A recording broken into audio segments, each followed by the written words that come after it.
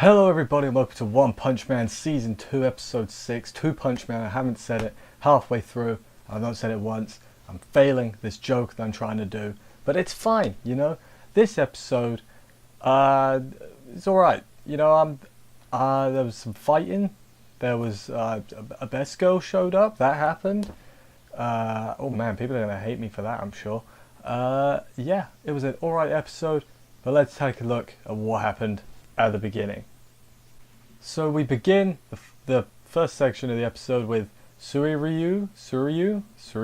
I'm bad at pronouncing names, I'm sorry. His first match, basically, he one kicks the guy. Like, not a one punch or one kick. I'm not going to try and lift my leg up because that'd be crazy. And yeah, I liked the parallel between, like, okay, so we know the final's going to be him and Saitama. We know that already. But, like, I like that they're like, he's going to one kick people to try and make us think, oh, maybe he's going to stand a chance against Saitama, and then he's going to get one punched, and you know, he's not going to stand a chance. That's what's going to happen, I think. We also kind of find out his reason for being strong is just so he can have an easy life, and I'm like, you know what? People might think that's a bad reason. I say fair play to that. You know, you're not going to get any complaints from me. That's a solid reason. Makes your life easier? Go for it. Like, yeah. Interesting character because he's not really heroic, but he's not a straight and out villain. That's what I think anyway. And next we have this little bit with Jenos gets a text, and then we flip-flop a lot between Jenos outside fighting some monsters, destroying a lot of monsters very quickly, and inside we have a few rapid-fire rounds of the tournament with characters that aren't important. So yeah, it was alright. Jenos absolutely cleared house, and I don't really know much to say about this. Like there weren't even fight scenes. It was like, oh, the match is over. Oh, the Jenos has won. You know. I guess it's interesting that the monsters are outside the arena, but they're keeping everyone in because that's safer. I guess that's interesting. But yeah, Jenos going to clean house makes sense. I thought he was going to run into Garo maybe, but he didn't. So, you know, got nothing to say. Let's move on. We then get Jenos reaching the last monster, Cockroach Man. I think that's his name. He's the Cockroach Man. I don't know what else to say. Also, Saitama has his next match against the tournament favourite, Bakugan Battle Brawlers. That's his name. And he one punches him because he knocked his wig slightly loose. And yeah, very standard stuff. You know, I was like, aha, that's the joke. I get it. Saitama also couldn't do up his, what's it called? A gi? Or is that something different? Ki? That's Dragon Ball. His thing, you know, his oboe. Oh, that's something else. I forgot what it's called. I'm going to go with gi as my official guess. I'm not going to look it up, though. I'm not looking it up. I haven't written it down in my notes, so that's not good. But yeah, then after Saitama one punches the guy, we get Tsui Ryu sitting off to the side or whatever. He's like, well, I'm going to one punch everyone as well then. And it's going to be a battle of the one punchers in the final. Which, again, I kind of like that because it's like, oh, it's like a rivalry type thing. But then he's going to get completely outclassed because Saitama's OP. Which, you know, it's interesting. This season's been a lot more plot focused, and their way of building other characters up has been kind of ignoring Saitama, which is fine. It's a legitimate strategy, I guess. Like, yeah, there's a movie that came out recently that I'm not going to spoil because people might be mad at me, where they do a similar thing. They've got one OP character that they just don't focus on, and it lets other characters have time to shine. If you know the movie, you probably know it's, yeah, I'm not going to, just in case.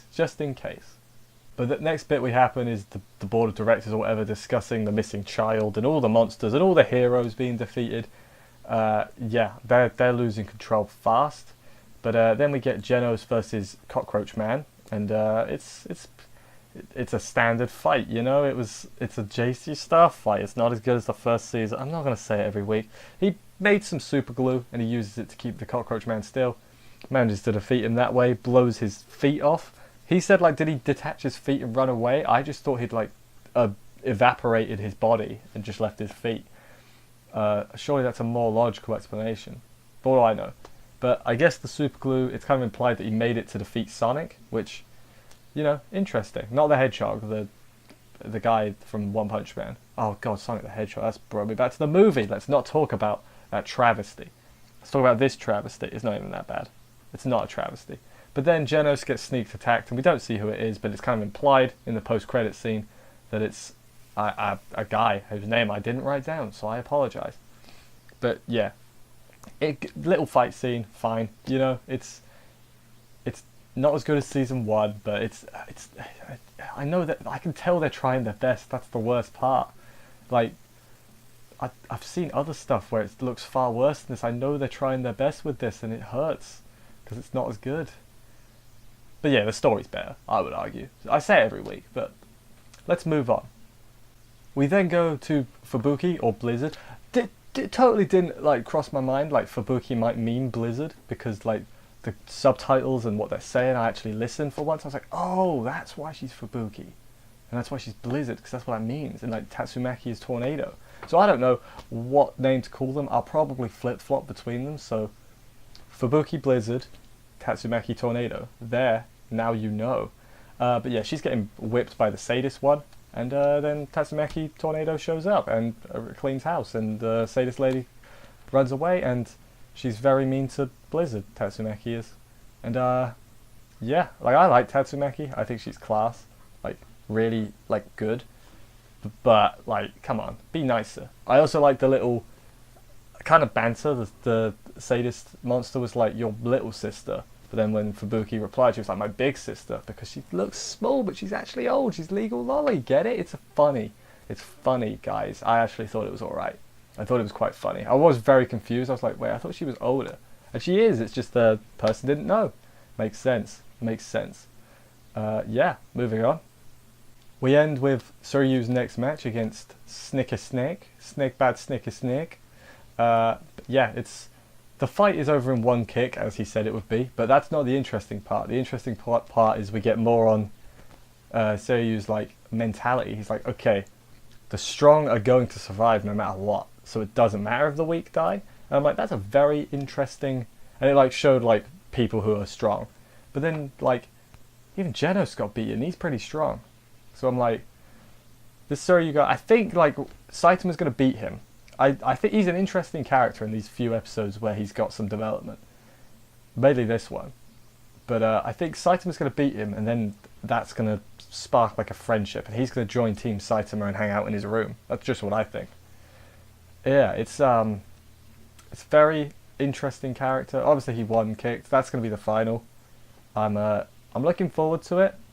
But I'm not expecting a massive spectacle of a match. I'm expecting it to be one punch. And then, he's going to go for the one kick, get blocked into the one punch. I feel like for maximum comedic, well, I've called it now, it wouldn't be very comedic, but for plot relevance, I feel like they could do that. Or they could have it be a proper fight. That would also be quite good. But I trust their budget more with short hits than, big old fights. So, yeah. What happened next? It was the credits. There's nothing after the credits, guys. There is. So after the credits, we meet the monster leader. His name is Orochi, and he's very big. And I can see them CGing him when he gets up and starts fighting. Hopefully it doesn't happen, because the centipede didn't look that good, did it? But yeah, he's Orochi. His design's pretty cool, I guess. We also see a bunch of other heroes. Like, we know Jenos got defeated now. Metal Bat and Metal Knight also defeated. We just see heroes that have been defeated. I'm like, okay, they're a threat. I still think Garo's going to go against them, because he's not really for the Monster Association. He's got like his own core principles and beliefs and stuff. So I think he's going to inadvertently help the heroes. That's what I think. Yeah, Monster Association, interesting concept. I like the idea of it and everything. But yeah, we'll have to see where that goes. Like, this season is kind of frustrating, because it's interesting, but because the animation's not as good, it makes it harder to care. I would argue the plot is more interesting.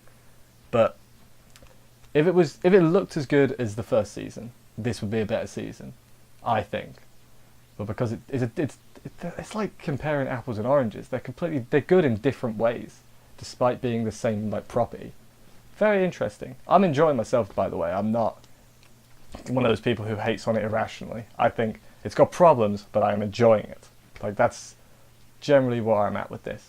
Anyway, let me know what you guys think about this and all this other stuff I talked about. And I'll see you next week for another episode. We're halfway now. That's pretty... Well, I think it's confirmed for 12. I'm not sure. See you next time, guys. Bye-bye.